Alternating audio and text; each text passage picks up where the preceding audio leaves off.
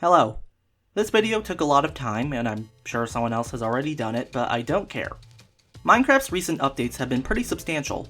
There was the aquatic update, the village and pillage update, and of course, bees. The latest update is no exception. The Nether update is a complete overhaul of the Nether, adding new biomes and structures, updated mechanics like the hose and smithing table, and the best disc in the entire game. But what I think makes the Nether update so special is that the Nether is now livable. It's incredibly difficult, but with enough time, you can thrive here. A while back, I saw a couple of videos of people beating Minecraft except they start in the Nether. I just think that's impressive. I really like that concept, so I wanted to do something similar. This video will be about my experience living in Hell, while also giving out various tips and facts you may find helpful. Not much more beyond that, let's begin. Create a world, spawn in an oddly appropriate biome, add a portal, go through, destroy it, and there we go. We have now successfully stranded ourselves in Hell. This should be fun. Well, that was quick. First death of many, that's alright. We can just respawn and, I see the problem here. First priority in the Nether. Remember to actually set your spawn there, don't be an idiot. With that out of the way, we can now begin proper. This playthrough will start off pretty similar to how you start in the Overworld. Break some trees, craft some wooden tools, and make a nice shack. Wooden tools are what you're going to be sticking with most of the time. The only way to craft stone tools is via blackstone, which is actually very uncommon. Gold tools are too brittle, though I would recommend a gold pickaxe as they can mine very fast. Iron, diamond, and netherite can be obtained, but only from certain structures. Take some time to make a house you're proud of, but more importantly, make it close to spawn. Unlike the Overworld, there is no reliable way to reset your spawn point. There is a new block named the Respawn Anchor, but we will not have access to that for a while. This sucks because the design of the Nether encourages exploration and wandering around. If you die far out from home, there's a good chance your stuff will despawn before you get back. You know, assuming it doesn't fall into lava. Let's move on. I got to work finding and mining some gold ore. Thankfully they just dropped gold nuggets, which we can immediately turn into ingots. Make some gold boots. This is important. With 6 gold ingots, I looked around for some piglins. Just walking around and oh fuck, a hoglin. Well, on the bright side, I found some piglins. Never mind, they're zombified, and the hoglin is still here. I did eventually find some actual piglins. These mobs are interesting. Piglins are naturally hostile towards the player. However, if you happen to have any gold armor on, they'll leave you alone. They also have a mechanic called bartering. By dropping a gold ingot in front of them, they'll grab it, look at it, and give you something in return. Sometimes. For 6 ingots, I got obsidian, gravel, fire charges, and soul sand. This is actually pretty good. Let's head back and oh god! Hoglin killed me, and now piglins are also after me. This is going very well. Let me tell you, trying to pick up all your crap while a giant hog is chasing you down is a tad difficult. I'll just let the piglin deal with this. I guess this segues into my next point. Hoglins. They are relentless and do a lot of damage. Hoglins and piglins are aggressive towards each other. If you kill one, they drop raw meat upon death, making them one of the only reliable food sources in the Nether. And with the soul sand from earlier, you can make a soul campfire and actually cook the meat. I got pretty lucky by spawning in a crimson forest, because that is the only biome that hoglins spawn in. Doesn't really help if I keep dying every 5 minutes, but at least I won't starve. I decided to actually make a roof for the house, and I added some shroom lights as well. You probably already know this, but light is not nearly as important in the Nether. Overworld mobs spawn depending on how dark it is, while Nether mobs just don't seem to care. While building, a zombie piglin walked in. I'm gonna name him Tom, he seems friendly. He even brought friends, that's nice. I'm assuming they work just like how zombie pigmen did before. You hit one and then they all attack you. I am assuming this, because I'm too terrified to actually hit them. There was not much around my base, so I started wandering. I found some mushrooms on the ground, which can be made into mushroom stew later. Also, I died. Didn't take too long to get back, and while there, I found something pretty interesting. The ruined portal is a new structure. A chest always spawns nearby, and they can have some pretty good stuff in it. 2 gold pickaxes, a gold shovel, fire charge, and obsidian. By the way, did you know that shovels are worthless here? The only problem getting out of here was the hoglin, but joke's on him, because I know a simple method to get rid of him. Oh. So I guess the joke's on me, because hoglins will not despawn on peaceful. I know changing the difficulty is cheating, but you know, I just thought this was a strange detail and I wanted to mention it.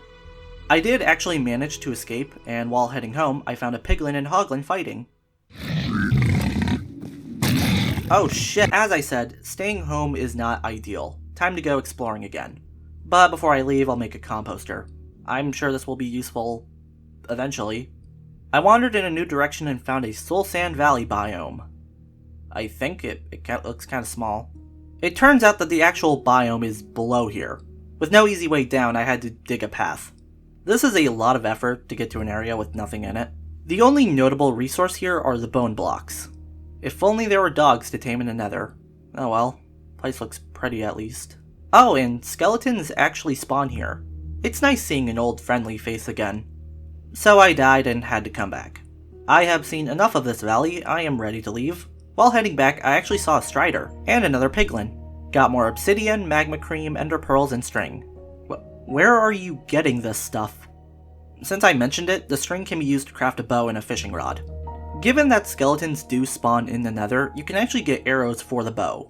The fishing rod is also useful, but more on that in just a bit. Magma cream is used mainly for potions. Ironically, even though you need to go to the Nether for nether warts and blaze rods, we cannot make a brewing stand here. The recipe requires cobblestone. Although blackstone works similar to cobble, it is not a substitute and will not work. Anywho, I died again, and when I got back, I found that a piglin stole my boots. What a jerk. Here's a quick tip. If there is a piglin after you, you can distract them by dropping gold on the ground. Took some time, but I got home. A piglin was waiting outside, but he wasn't much trouble. I moved my composter and campfire into a new part of the house. The outside is scary. Went out to do more bartering, got crying obsidian. This is a pretty uncommon block used to craft a respawn anchor. Given that I only have one of these blocks, it's safe to say that the respawn anchor is gonna take a while. My chest is actually starting to fill up from all this bartering. I built a second floor with 2 chests. I even built another room because, I don't know, I was bored. While looking around, I actually found a basalt delta biome. This should be interesting, son of a bitch. Basalt deltas have tons of blackstone. With this, I can finally make stone tools and a useless furnace. I did some bartering here as well and got potions of fire resistance. These can help you traverse the oceans of lava in the Nether. I also got iron nuggets. Wonderful, I can make like 2 ingots from this. Went home and made a wooden hoe. Farming is impossible in the Nether, but the new update actually makes hoes destroy certain blocks faster. For example, the shroom lights and wart blocks. I didn't really know where to go at this point, so I kinda just dug through a wall. Found a warped forest, as well as a piglin and hoglin who weren't fighting each other. Warped forests are pretty similar to crimson forests, only instead of hoglin spawning, there are endermen. There were also a lot of striders here. If you grabbed a warped fungus from here and attach it to a fishing rod, you can actually lead striders. They walk on lava, which is incredibly useful for exploration. However, riding a strider requires a saddle, which we don't have. For now, we can only ignore them. Bartering here gave me iron boots enchanted with soul speed. This enchantment allows you to walk faster on soul sand rather than slow down. I even got an enchanted book I cannot use. I also got very lucky with 6 crying obsidian blocks. I went home, changed up my house a little bit, and finally made a respawn anchor. Can't wait to never use this. The respawn anchor does not exactly work like a bed because you actually need to charge it up with glowstone blocks. If it loses all its charges, the block stops working. The anchor is about as hard as obsidian, so place it wisely. I don't need to reset my spawn point at the moment, however, so I'll just leave it in the chest. One last bartering session gave me the remaining obsidian to complete the portal. Now, normally you would need a flint and steel to light the portal, but luckily, a fire charge will work just as well. And there we go. I have officially escaped the Nether.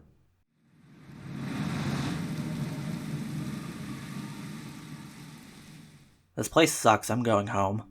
And with that, I have gone over almost everything I wanted to mention. Almost everything. First off, structures. There were 2 structures I never came across in my playthrough. The Nether Fortress and the new Piglin Bastion. Nether fortresses have some annoying mobs, but decent loot. Make some leather or gold armor and avoid confrontations whenever possible. The Piglin Bastion has better loot, but is a bit more dangerous. I recommend bringing a bunch of blocks when you get here, as there are a lot of holes and broken pathways. Piglins here are neutral like always, but will start attacking the moment you open a chest. Though because of that, there are probably a few loopholes you could abuse. If you bring a hopper and put it under a chest, you can just take the loot from the hopper and the piglins don't seem to care. I'm sure by the time this video is done, this won't work anymore, but I thought it was cool. Second, end goals. I think it's good to set a few end goals before doing something like this.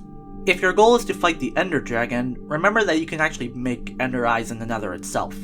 Maybe your goal's a bit simpler though, like say, escaping the Nether or raiding a bastion. Remember, this is Minecraft. Even though it technically has an end, it really doesn't, so set whatever goal you like. My end goal was to make a video, but you didn't ask, sorry. And that is the Nether update. There's more to it than what I've shown, but it's not too important. This might be one of Minecraft's largest updates ever, and I really hope Mojang keeps the momentum going with future updates. Or they could just add more bees, I'd be okay with that.